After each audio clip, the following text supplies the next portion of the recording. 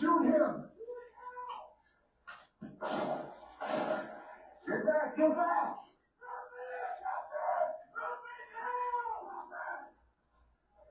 Drop the gun now! Drop it!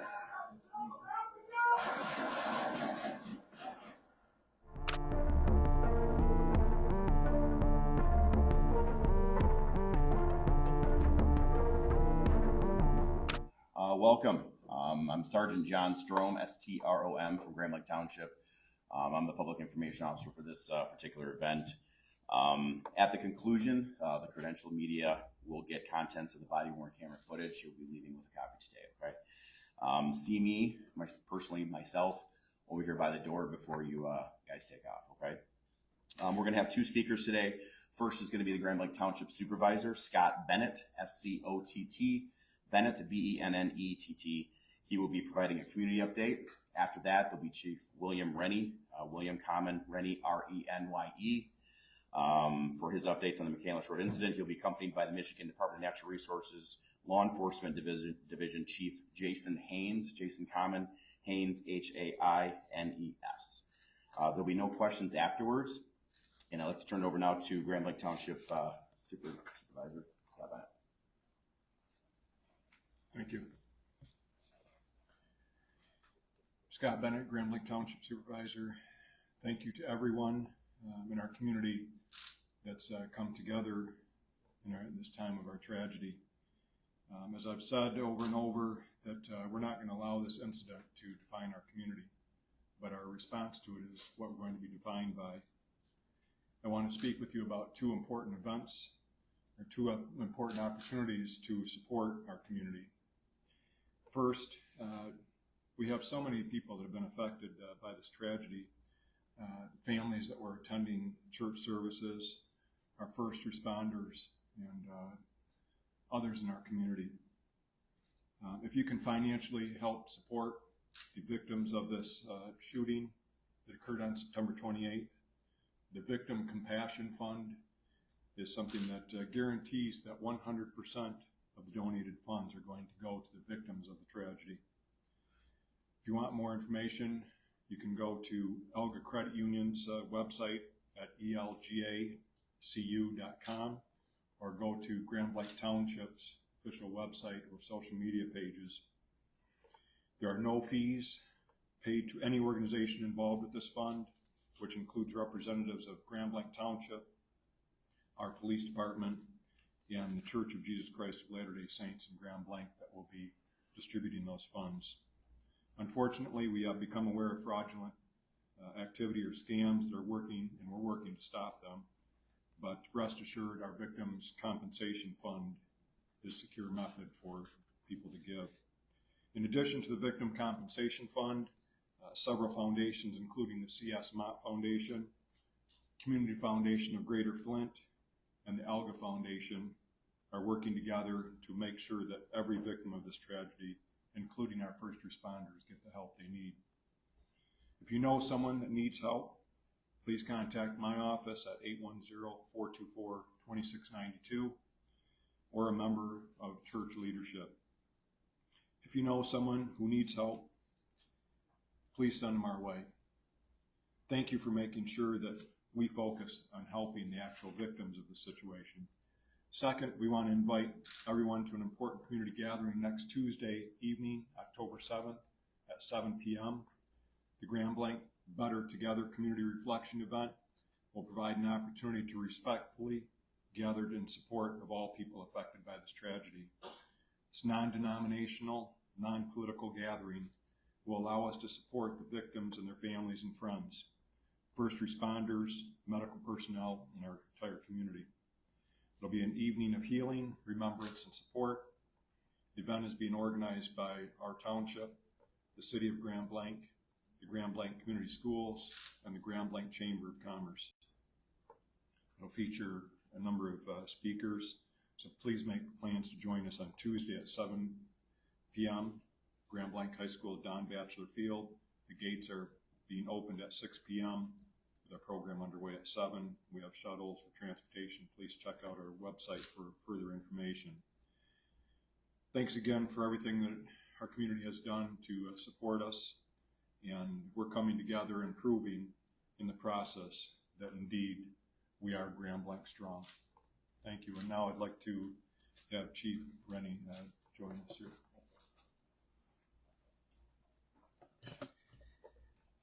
We will never forget this incident, but I promise that we will not let this define Grand Blanc.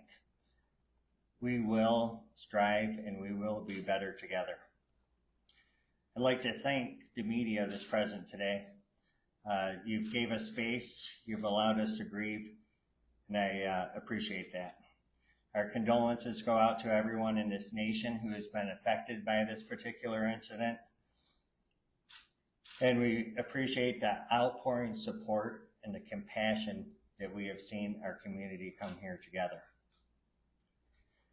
It's important to me to continue to have the trust within this community, and I believe in being very transparent as well. So I have some new information that I want to provide you today. That's part of the purpose of this press conference today. So originally I gave you some times. I gave you that we had responded within 30 seconds and that assailant was found deceased by our officers within 8 minutes. After time, I've had some chance to review the body camera footage.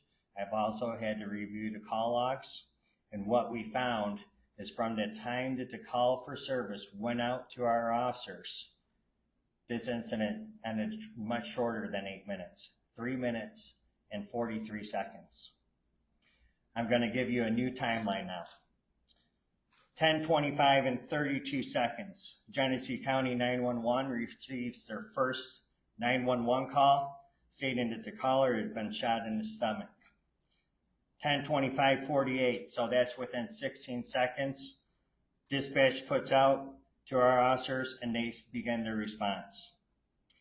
10:27:46, 10:27 and 46 seconds. Michigan Conservation Officer arrives on scene. That's a 1 minute and 58 second response time.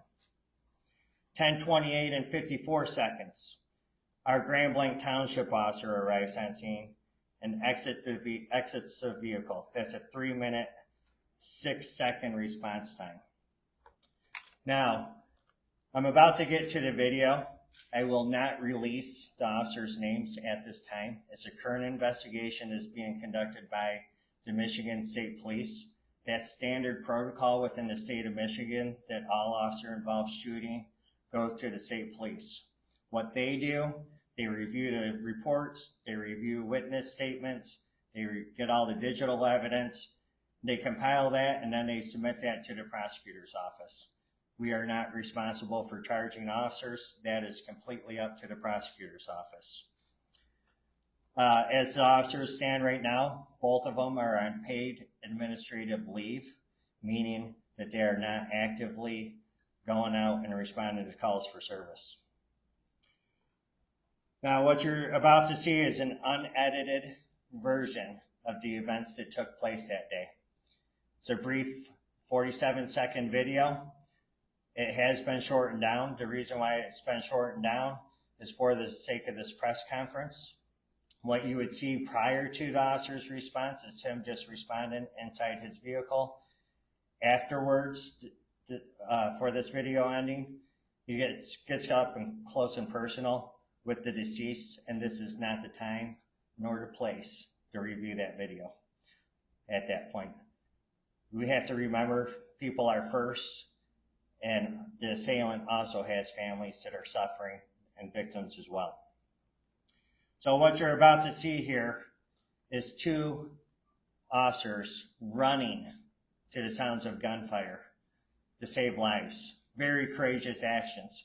This is what law enforcement is trained to do, and this is how law enforcement should respond to these incidents. That's what we swear an oath to protect and serve. You're going to hear a barrage of shots being fired, several of them, in the northwest part of the parking lot of the church. Our officers then immediately start running towards that, You'll hear 2 additional shots, which we believe at this time are from the conservation officer. You'll also see to the left of the body camera that there is a member from the congregation that's also running that way with a handgun. He does not fire his weapon. You'll hear several loud verbal commands. Drop the gun, drop the gun, drop it now. The subject refuses to do that, and then at that time our officer fires at least 8 shots. IT, if you could turn down the lights and play the video, please.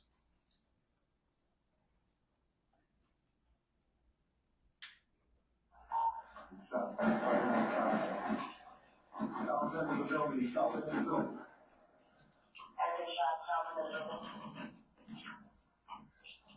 I got your back here, man. Yeah, stay there. Shoot him. Get back, get back.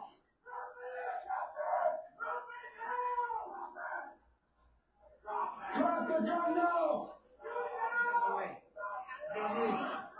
Drop it.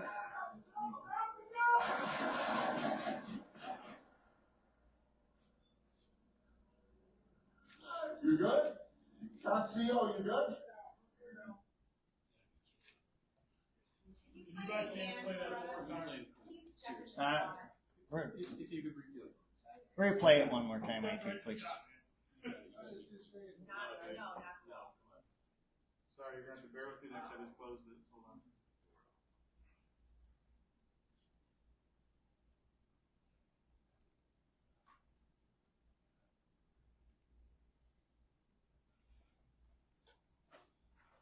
IT, they're going to receive a copy of this afterwards, okay? Okay, I can play it right now. No, forget it. This is the response that law enforcement needs to do. So we quickly responded. It's a hard video to watch. I know that. However, I want to touch base on our officers. The reason why we put this out is so we could all begin to heal.